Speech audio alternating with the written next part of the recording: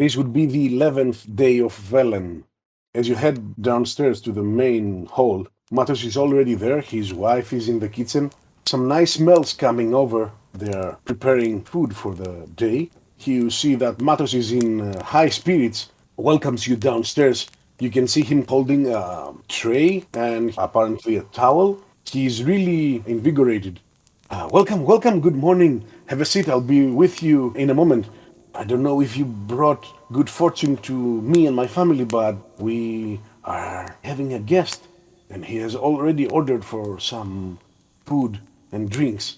I think this is going to be a great day, and he looks at Nicolas and smiles broadly, saying, It seems you're right, good sir. Trying to do the virtuous thing might actually help a lot. I'm trying to smile, but because I'm not very good at hiding my true thoughts, the smile may be a little bit constrained, and I say, well, dear Matos, I never said that trying the virtuous path is enough. I said that you must tread it. You can change your fortune, but you must actually tread that path. Let's see what today brings.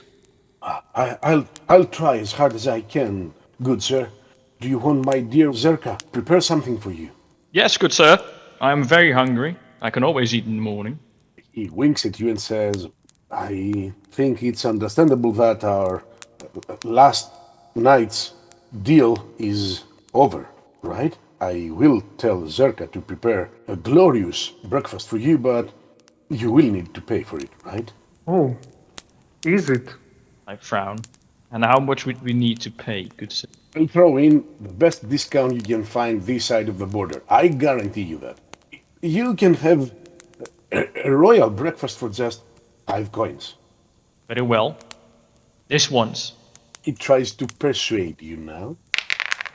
Anyone want to try to resist his persuasion? I'll try to counter his argument. That's a 15? Yes, You disregard him. He is being greedy. I'm wondering, Matos, are you so quick to acknowledge victory over your troubles just because the night passed without incident? What can I say, good sir? I just think that it's fair, isn't it? I too have a family to take care of, and although I appreciate you offering to help, I don't mean to imply anything. I'm just saying that on that account, I offered you shelter and food for the night. I'm not so sure I can keep on doing this. So, do you prefer to actually pay us for our services?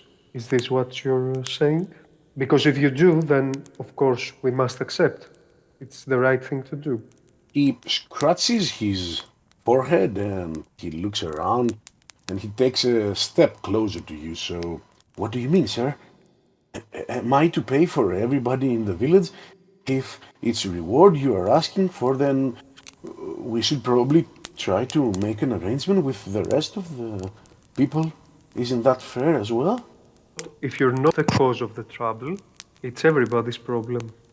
But if you are, I thought that's what treading the virtuous path meant. You helping us relieve the village of this problem.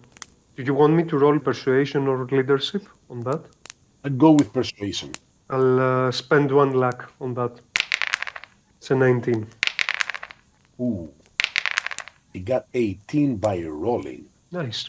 He stands his ground and comes a bit closer and says, If it's proven to be my fault, then we'll see how we'll deal with your payment. If you please, sit yourselves. I'll serve you whatever you wish to have, and we'll talk about it afterwards. This breakfast is still on me. He turns around before you even say something like he's making a statement now. This whole conversation took place just as you stepped off the staircase from the first floor to the ground floor. You're standing on the second half of the inn. The exit is on the other side, and in front of you, the usual tables. A single person, a heavily dressed individual wearing a cloak, is seated on a table. Is he eating? No, the table is empty for the moment, but Matos told you that he has already ordered something. How much room is there at his table? There could be room for another 3 people easily. 1 at each side of the table. I turn towards the noble in a hushed voice. Since this isn't really a pleasant place to be, and this man is heavily dressed, should we go and sit with him and see what we can find out about him? Friend Arpad, you can go with my blessing. I feel that I left something unfinished with Matos and my, well, pride or honor, whatever you want to call it, even foolishness, cannot let me enjoy my breakfast until I solve it. Understood. I turn towards the man at the table, walk briskly towards him. I give him a lean greeting. Good morning, sir. I look around and I look up at you and say, "Are you speaking to me?" Well, since there's no one else present in this here inn, except for my companions who I already know, yes. Let's cut the chase. What do you need? I'm just looking to make light conversation. There's not many travelers in these parts, given the current situation of this village. So any new face is interesting. Conversation. Might I ask, my friend, what do you do?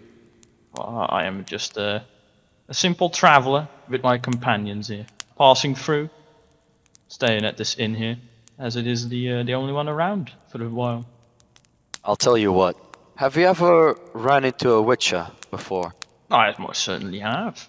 Oh, surprising, since you see less and less of my brethren, but you will have to excuse me into me thinking that, the only times people approach witches is that when they need something. Well, this witcher that I have come across needed something from me, actually. So, I would say that's quite the reverse situation. I lift my hand in a gesture of telling you to sit down. I nod in thanks, and I sit down.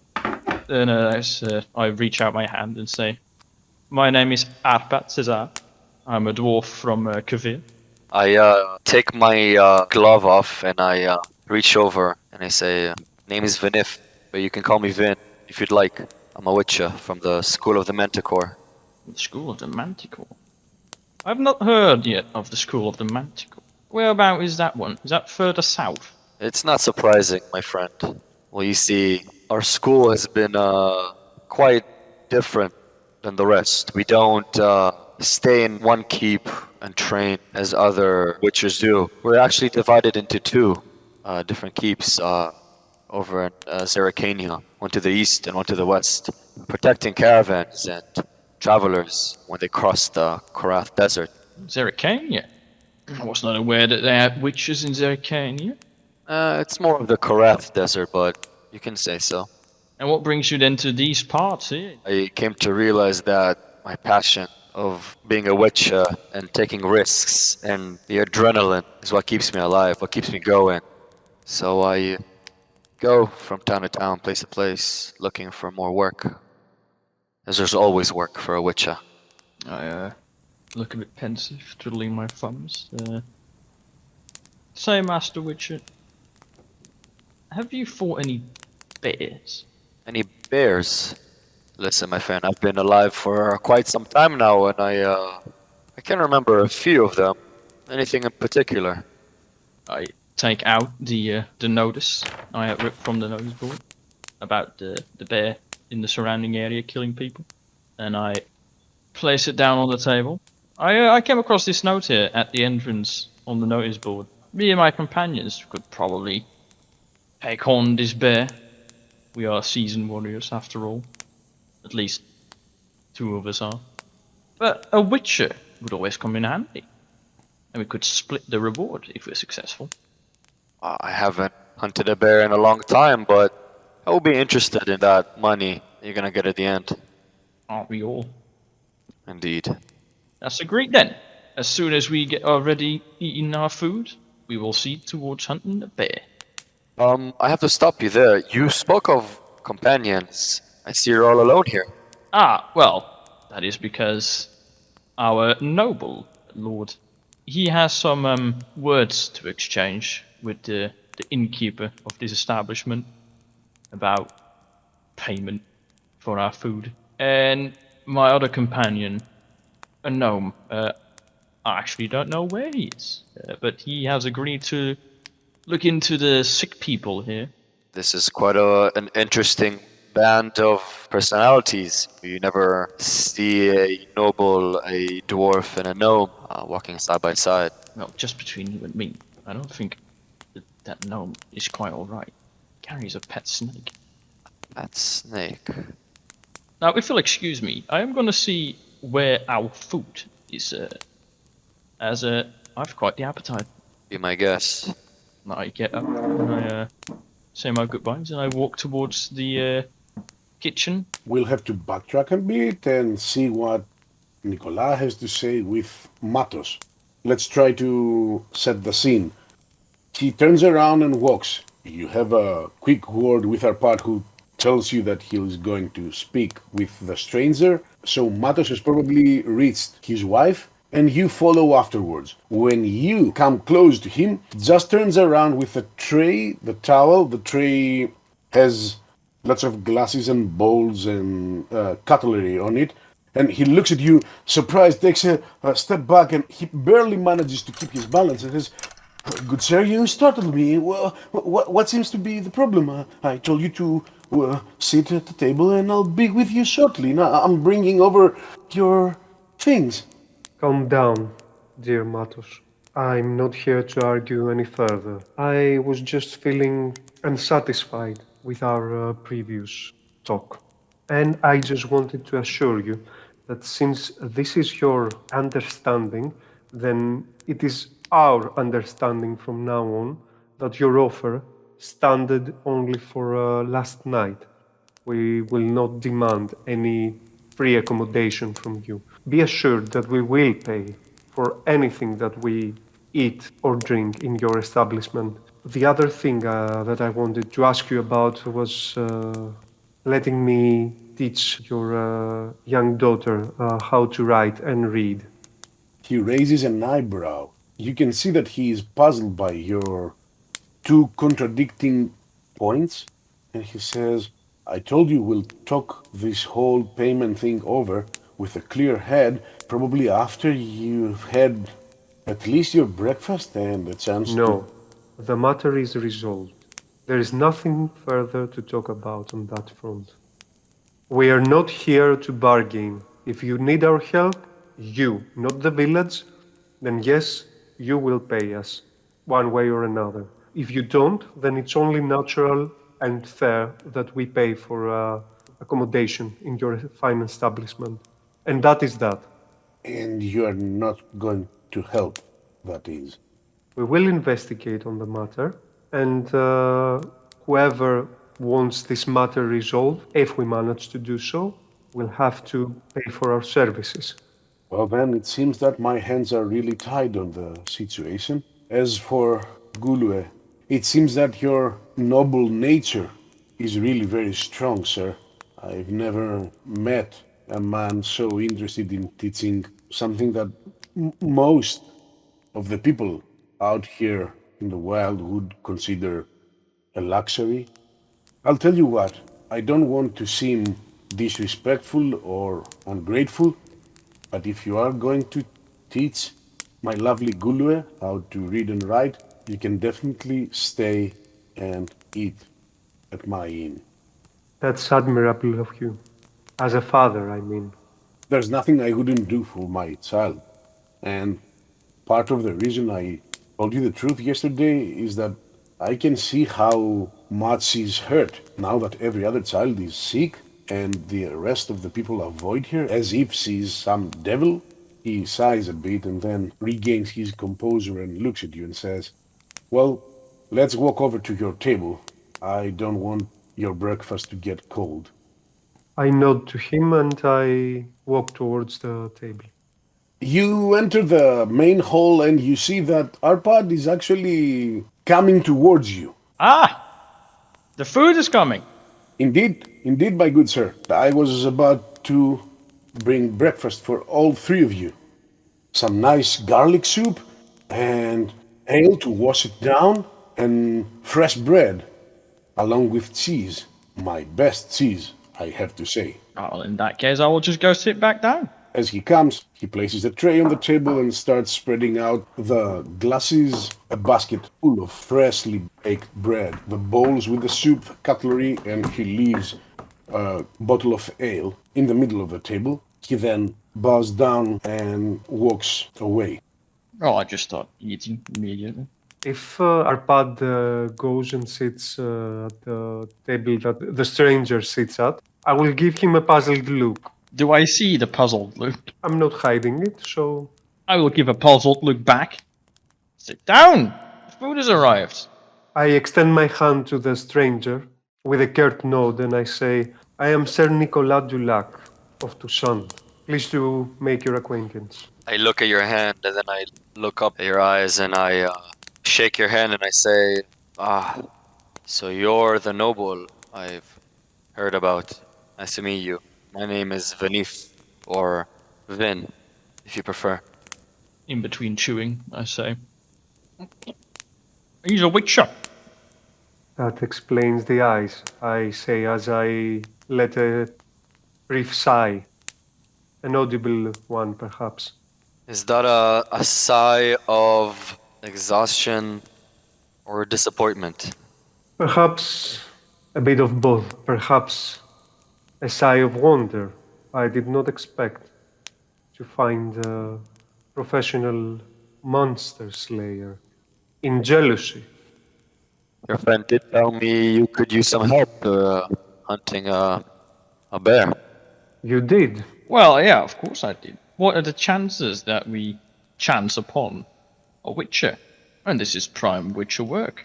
I sit at the table and between bites, I ask the Witcher, are you just happening to be passing by? As I told Arpad, yeah, I am still on the path going from town to town looking for work and anything I can do to get money. I see. How much are you getting for the bear? We haven't actually discussed that yet with whoever issued the contract. We were kind of arriving and just went straight here after finding it. Oh, so you haven't even spoken to the man in charge? Oh, no, we have not. Well, I imagine as a witcher you are seasoned in the art of negotiations. You'd believe what intimidation gives you. Sometimes it works, sometimes it doesn't. But I do have to ask you, my friend, what is your profession? I am simply a hand for hire, say. A mercenary, if you will. I would not put it so crudely, but in a matter, yes. Alright, so I take it you're not so bad in negotiation as well. Well, of course not. And given the dwarven natural ability for that, I would say I'm quite seasoned as well, yes. If you'll allow me, but I think I will give my fair share of the negotiation to our noble, as I believe he would do quite better than myself. I look towards the noble with a little look. Say, do you know where our good friend Doctor? We should probably check up on him. Make sure he's all right. Check up on that and see if this snake hasn't bitten him yet. Right. And I push my plate away for a moment and I say, why did you have to remind me of that damn thing? I had it on my mind all evening. I nearly couldn't sleep because of it. Who knows where that little slippery thing will end up. Maybe he's gone to feed his snake. A few minutes pass and the young girl Gulue arrives at your table. Good morning, sirs.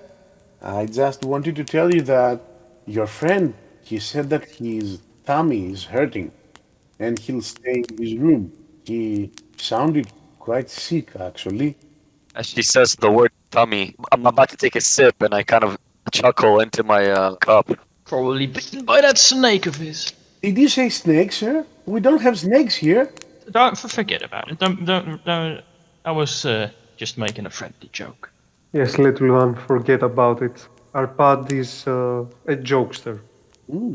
It looks funny, it's true. You would get lots of money if you traveled to Claremont and work in the festivals. You could be an entertainer. Yes, thank you. I will certainly take that advice to heart. I'm always glad to help strangers and travelers. Turn back towards my food, or whatever that's left of it. Is there anything else I can get you, good sirs? Indeed, there is. Your father has agreed to let me teach you a few things about letters and words. I told you are a teacher. You talk like one. Let's hope I can make that the notion of teaching, some justice, because I haven't tried that before. So I will be your first student, and then you will be a teacher. I was right after all. You are a smart little girl. Well, I think I've already finished my breakfast, so this table over there will suit us just fine. Now, gentlemen, if you'll excuse us, and I get up and I move myself over to the other table. I nod him goodbye. She follows up, looks strangely enough. Now, what do we have to do? So I produce my writing kit. We'll start by the alphabet and see how it goes. Do you have anything in teaching? Since I put 2 ranks in double, I have 1 teaching.